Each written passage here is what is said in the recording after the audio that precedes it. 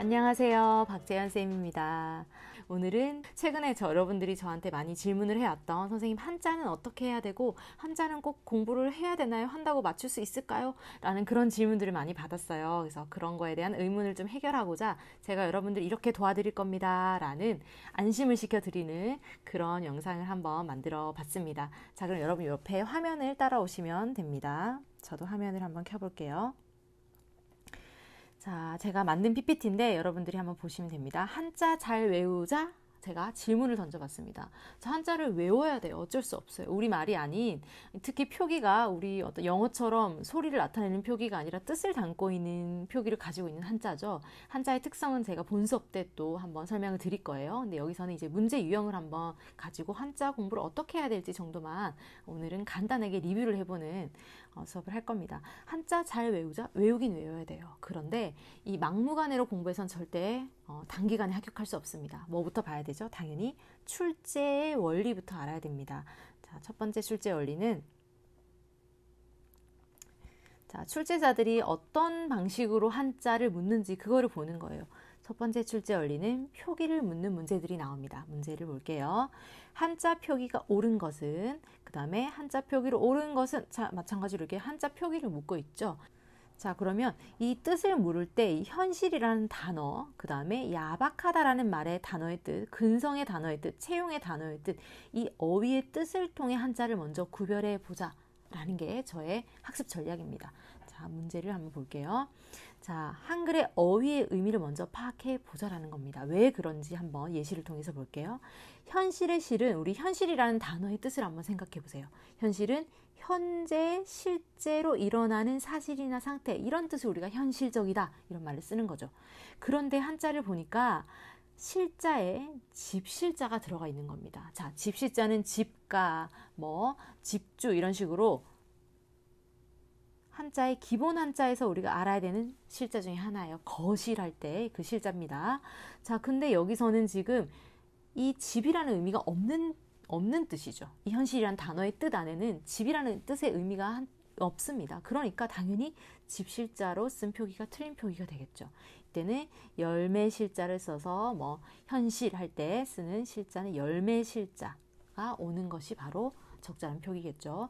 두 번째는 근성이라는 우리말의 뜻을 한번 생각을 해보는 거예요. 근성은 뭔가 오래된 근성, 아까 어떤 문장에서 쓰였죠? 승부 근성이 느껴진다. 그 사람에게 오랫동안 뿌리 박힌 성질을 근성이라고 하는 거예요. 이 단어의 뜻을 잘 모르겠으면 여러분 이 사전을 그 인터넷 포털 사이트의 사전을 네이버 사전을 찾아서라도 한번 뜻을 생각해 보셔야 됩니다. 그럼 아무리 한자 뿌리 근자를 알아도 이 단어가 근성이라는 뜻이 뿌리 깊게 박힌 성질이라는 것을 모른다면 이 뿌리 근자라는 아주 쉬운 한자를 알아도 답으로 이제 오답이라는 걸 쉽게 구별할 수가 없겠죠. 자, 그래서 뿌리가 깊게 박힌 성질이다 해서 근성이라는 뜻을 봐야 되는데 여기서 근자는 우리가 근하신년 할 때 삼가다 할 때 하는 근자예요. 앞에 말씀 원자가 부수가 있는 이 삼갈 근자가 쓰였기 때문에 이건 틀린 겁니다. 뿌리 근자는 당연히 앞에 나무목 부수가 와야 되겠죠. 그래서 뿌리 근자가 오는 게 정답입니다. 자, 다음은 채용이란 뜻인데 이 채용이란 뜻은 사람을 쓰는 거죠. 자, 쓸 용자는 맞습니다. 사람을 골라서 쓰는 게 채용이에요. 그런데 여기서 쓰인 우리가 채무, 부채, 이 채자는 또 기출에 나오기 때문에 채자는 이제 사람인 부수가 있는 이 비채자가 쓰였기 때문에 틀린 겁니다. 그러면 채용해서 쓴다라는 거는 사람을 고르다라는 뜻에서 캘채자, 캐다라는 뜻의 의미가 가진 한자가 들어가 있어야 돼요. 그래서 앞에 손수 변이 부수가 있는 이 부수가 있는 이렇게 손으로 나무를 캐는 모습인 이 캘채자, 채용하다 할 때는 이제 손으로 이렇게 뽑는다라는 캐다라는 의미가 있어야 됩니다. 그래서 이 캘채자가 와야지 맞는 표기였어요. 그래서 우리가 표기를 공부할 때는 의외로 우리가 공부했던 한자들에서 나오는 경우가 많습니다. 이 표기를 물을 때가 더 쉬운 한자들이 나와요. 그러면 그 쉬운 한자들이 이 우리가 쓰고 있는 단어의 의미랑 관련성이 있는가, 이걸 바로 묻고자 하는 게 출제의 원리입니다. 이 출제자들이 우리가 쓰고 있는 단어의 뜻을 정확하게 아는가, 그랬을 때 너희가 공부해온 어떤 단어 목록에 있는 한자랑 잘 어울리는 뜻인가, 그것을 한번 파악해보자 라는 거죠. 자, 그래서 여기서 잠깐 제가 보여드렸듯이 한자는 이런 부수, 앞에 있는 부수들이 단어의 의미와 연관이 될 때가 많습니다. 이거는 부수 관련 파생 한자에서 제가 수업을 할 거예요. 자, 두 번째는 도금을 물을 때는 어떤 방식으로 접근을 해야 되는가. 자, 이때 도금을 물을 때는 한자에서 음을 담당하는 한자들이 좀 많이 나오는 편이에요. 우리가 한자는 이렇게 형성 글자라고 해서 하나는 뜻, 하나는 음을 담당할 때가 많습니다. 예를 들면 자, 이런 한자들이 있어요. 아까 나왔던 예시에 선지에 나왔던 한자인데 예를 들면 도자는 자, 이런 도자도 있고 또 이런 도자도 있습니다. 그때 이때 도는 뒤에 있는 한자는 음이 도라는 음을 나타내는 거고 앞에 있는 부수가 뜻을 나타내는 거예요. 아시겠죠? 자, 그런 방식의 한자의 구별을 먼저 제가 학습을 시켜 드릴 겁니다. 자, 음을 담당하는 한자를 먼저 암기한 다음에 이 같은 음을 가진 단자, 아까 한자들 이렇게 파생시켜 보는 방식에 접근을 할 겁니다. 자, 그러면 아까 2017년 국가직 9급의 문제에 이제 틀린 도금이 있는 한자들을 한번 볼게요. 치열하다 할 때 열자는 자, 술잔 안에 이렇게 물방울이 들어가 있는 이 잔작자가 있어요. 이때 작이라는 음을 나타내는 한자의 역할을 하는 거예요. 그러면 앞에 불화부수가 있으면 불사를 작자가 되고 그 다음에 앞에 술주자가 있으면은 물병의 의미를 나타내는 한자가 있으면 뜻을 나타내는 한자가 있으면은 따르다 헤아릴 작자가 되는 겁니다. 그러면 여기서는 지금 치열이 아니라 자결이라는 한자의 음이 와야 되는 거죠. 아시겠죠? 자, 그 다음에는 형자라는 음이 도금이 틀린 선지인데 이 자자는 이 나무의 위에 뾰족한 가시가 있는 가시 자자인데 이게 극으로도 발음이 나요. 가시자, 가시나무 극으로도 발음이 납니다. 이때 칼도자가 오른쪽에 이렇게 들어가 있으면은 찌를 자자가 되는 거예요. 찌르다라는 의미가 됩니다. 그 다음에 이런 자자가 두 개가 있으면 가시나무 극자가 돼요. 자, 가시나무 극자인데 여기서는 지금 형극인데 형자라고 지금 음을 표기를 했죠. 이거는 형극이라고 발음을 해야 되는 글자였습니다.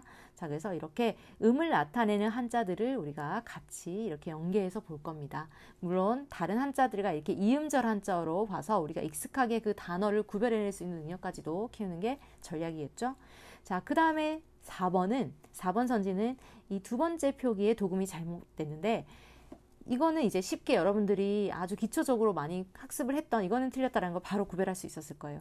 자, 이렇게 우리가 일상에서 많이 쓰는 악할 악자가 있습니다. 이 악할 악자는 뜻이 미워하다라는 뜻으로 쓰일 때는 오자로 쓰이는 거예요. 그래서 착할 선자 뒤에 있으면 선악이라고 도금을 해야 되고 그 다음에 추울 한자가 있으면 오한이 느껴진다 할 때 오자가 와야 되는 겁니다. 자, 그래서 이거는 악한이 아니라 추울 한자가 있으니까 이제 얼음빙 부수가 있는 추울 한자예요. 때는 오한으로 음을 읽어야 된다라는 거죠. 자, 이런 예시들이 또 있습니다. 자, 이렇게 복자가 회복할 복자로도 읽히고 다시 부자로도 읽혀요. 그러면 뒤에 살활자가 있으면 당연히 복활이 아니라 다시 살아나는 부활이라는 음으로 읽어야겠죠. 그리고 복명, 이때 수명할 때 명자가 있으면 복명이라 그래서 수명을 회복하다 이런 뜻의 부명이 아니라 복명으로 음을 읽어야 되는 한자였습니다. 자, 이렇게 이제 문제가 나온다라는 걸 여러분들이 보셨고요. 제가 지금 수업할 교재들을 보여드릴게요. 자, 여러분들은 파일을 보시면 됩니다. 자, 첫 번째 먼저 한자를 이해할 때 이렇게 동자 이음어라고 해서 방금 우리가 봤던 이 아칼락이 미워할 오로도 발음 난다라는 거 이런 기본적인 한자들을 먼저 이렇게 학습을 할 거예요.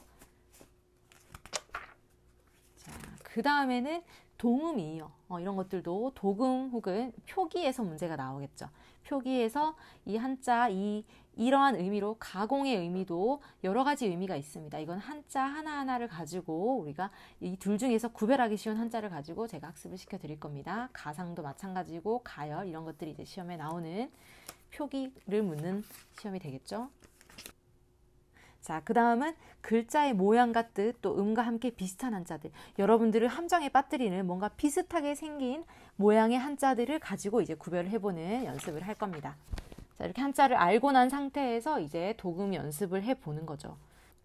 자, 이렇게 체계적으로 한자도 교재 안에 구성이 되어 있고요. 여러분들이 꾸준히 공부할 수 있도록 제가 진도를 설정해 드리고 한자를 알기 쉽게 또 구별하는 방법도 설명을 드릴 겁니다.